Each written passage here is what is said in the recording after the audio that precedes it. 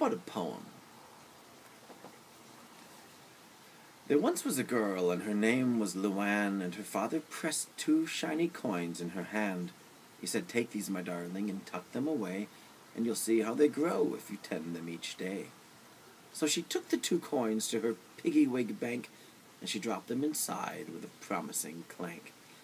As the years came and went, she repeated the act, for Luann loved the pig, and the pig loved her back. But one morning she woke up to find the pig gone. In its place was a sow that weighed nearly a ton. "Where's the bank that I love?" cried Luann in a fret. Said the sow, "I devoured it, but don't be upset. It's better this way, for I'm bigger, you see, and bigger is better, for a nominal fee. Why, observe my great snout, and admire my long tail. I'm sure you concur that I'm too big to fail. Now give me your coins, for we're family, my dear. If you feed me, I'll love you. Just sign over here." And the sow grinned a grin that was crooked and sleazy, and it made our Luann just a little uneasy.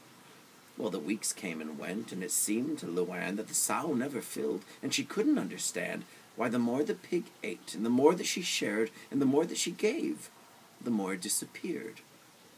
She wanted to talk, but the sow didn't care. It would shoo her away and gruffly declare, "Well, there's servicing charges and processing fees, and money, Luann, doesn't grow upon trees."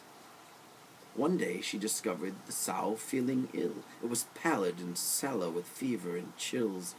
"Please help," said the sow as it wiped its wet snout. "I'm feeling unwell. Could you please bail me out?" "But how could this be, for I fed you each day? Where's the money I stowed? Where's the nest that we made?" Said the sow, "I regret that I made some investments that didn't pan out due to faulty assessments, but why should we dwell on the whys and the hows? Feed me coin right away," cried the blubbering sow. So she did, till the sow landed back on its feet. But the very next day she was in for a treat. A note in her mailbox, and to her surprise, it came from the sow. It said, "Please be advised that as of last month you've incurred some new fees, and we've jacked up your interest by 20 degrees. She confronted the sow to demand satisfaction, but imagine her uncomprehending reaction to find that the sow had no face anymore. Oh, its head was still there, but not as before. For the sow had no eyes. It was missing its ears. It was missing its mouth. They had all disappeared. On its chest hung a sign that said, "If you have questions, just dial this number, but never on weekends, and seldom on Wednesdays, and mornings are surely a very bad bet, for that's really too early. And choose the best option that we have afforded from all of the options we've pre-recorded." And Luann clenched her fists. She started to shake, and she spewed enough venom to fill up a lake. Her eyeballs went crossed, and she stomped her 2 feet, and what spilled from her mouth, well, I dare not repeat. But she gathered herself till she found the right words, and if there's a God, then perhaps they were heard.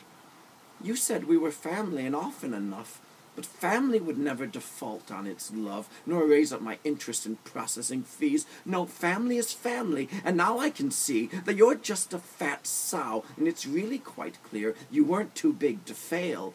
You were too big to care. You were too big to listen to all of your chatter, and I'm only a girl, and I'm too small to matter.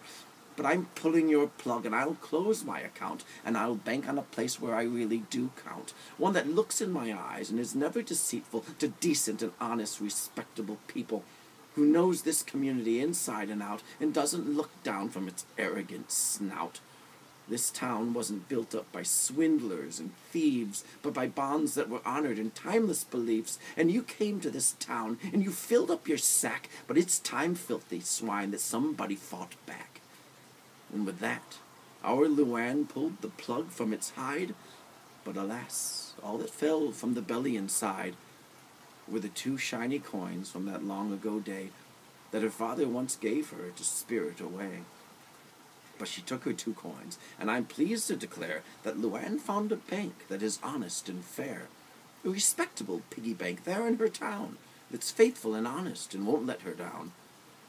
And later one evening, Luann dined alone on a ham so divine, the meat fell from the bone. And if you are wise and you're counting your dimes, be careful to cast not your pearls before swine. Move out your money, do it right now, and put it in banks that help nourish your town. Community banks, where the money they've lent goes back where you live, and that's money well spent. Communities thrive when relationships flourish, and to rupture those bonds, well, to me that seems boorish. So bank where they honor each father and daughter, and send the smug porkers out to the slaughter.